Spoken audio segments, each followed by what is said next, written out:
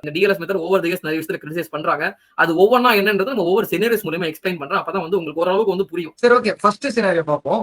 இப்போ வந்து ஒரு 50 ஓவர் கேம் நடக்குதுங்க. இதுல வந்து 2 டீம் ஆடிட்டு இருக்காங்க. இதுல ஒரு டீம் பாத்தீங்கன்னா பேட்டிங் ஆடுற டீம் ஆப்கானிஸ்தான் மாதிரி ஒரு டீம்னு வச்சுக்கோங்க. ஸ்லோவா ஸ்டார்ட் பண்ணி ஒரு 4-5 ஆடிட்டு அதுக்கப்புறம் வந்து ஒரு நல்ல ஸ்கோர்ல முடிக்கிற ஒரு டீம்னே வச்சுக்கோங்க. ஓடிஐஸ் வந்து அந்த மாதிரி ஆடுற டீம். இப்போ திடீர்னு வந்து மழை பெய்யுது. மழை பெஞ்சு மேட்ச் ஸ்டாப் ஆயிடுது. 85-2 இருக்காங்க வச்சுக்கோம் 20 ஓவர்ஸ்க்கு. இப்போ வந்து ஆப்போனன்ட் டீம் வந்து பேட்டிங் ஆட வராங்க.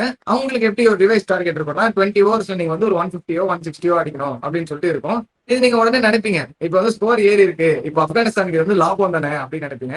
அதுதான் இங்க கிடையாது. இதுல 2 ஆஸ்பெக்ட் இருக்குங்க.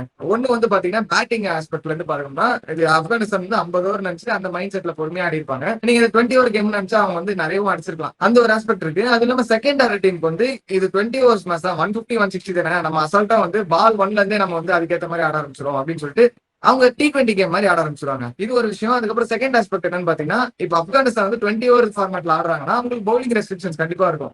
இப்போ வந்து 5 பவுலர் யூஸ் பண்றோம், ஒரு பவுலர் வந்து 4 ஓவர் தான் போட முடியும் அப்படின்னு சொல்லிட்டு ரெஸ்ட்ரிக்ஷன்ஸ் இருக்கும். பிகாஸ் அது வந்து 20 ஓவரா மாத்திட்டாங்க அப்படின்னு சொல்லிட்டு. இப்ப ஃபர்ஸ்ட் போலிங் போட்ட டீம் பாத்தீங்கன்னா இந்த மாதிரி இப்போ 5 பவுலர்ஸ் வந்து யூஸ் பண்ணோம் அப்படின்ற ரெஸ்ட்ரிக்ஷன் வந்து இருந்திருக்காது. அப்ப ஓடிஐக்கு ஏற்ற மாதிரி ரெஸ்ட்ரிக்ஷன் தான் இருந்திருக்கும். அப்போ வந்து அவங்க அசால்ட்டா வந்து நியூ பால் நல்லா ஸ்விங் எடுக்குது அப்படின்னு சொல்லிட்டு 2 பவுலர் கூட 10 ஓவர் போட்டு முடிச்சிருக்கான். அந்த மாதிரி சினரியோ இருக்கு. சோ எப்படி பார்த்தாலுமே வந்து நம்மளுக்கு அந்த ஃபர்ஸ்ட் பேட்டிங் ஆன டீம் தான் இங்க அடி வாங்கணும். இதுலயே வந்து செகண்ட் சினாரியோ ஒன்று இருக்குங்க. சரிங்களா? இதுல வந்து ஒரு சின்ன ட்வீக் ஒன்று பண்ணுவோம். ஸோ இப்போ வந்து ஸ்டார்டிங்ல இந்த 20 ஓவர்ஸ் 85-2 இருக்கா இந்த ஆப்கானிஸ்தான் மாதிரி ஒரு டீம். சோ வந்து உள்ள போறாங்க, மழை பெய்யுது. மழை பெஞ்ச உடனே மழை நிக்குது. ஃபுல்லா ரெடியூஸ் ஆகல. 30 ஓவர்ஸ் அந்த மேட்ச் வந்து கம்மியாகுது. அதாவது உங்களுக்கு 10 ஓவர்ஸ் பேட்டிங் இருக்கு ஆப்கானிஸ்தானுக்கு. அவங்க திரும்ப உள்ள வராங்க. இப்போ உள்ள வரப்ப அவங்களுக்கு சின்ன பேனிக் ஆகுது. ஐயோ நம்ம 50 ஓவர் நினைச்சு இன்னிங்ஸ் பில்ட் பண்ணோம். 10 ஓவர் தானே பெண்டிங் இருக்கு அப்படின்னு நினைச்சு ஃபுல்லா அடிக்க போறாங்க. படால் படால்னு பேட்டை வீசுறாங்க. 160 ரன் கச்சிடுறாங்க. சரிங்களா?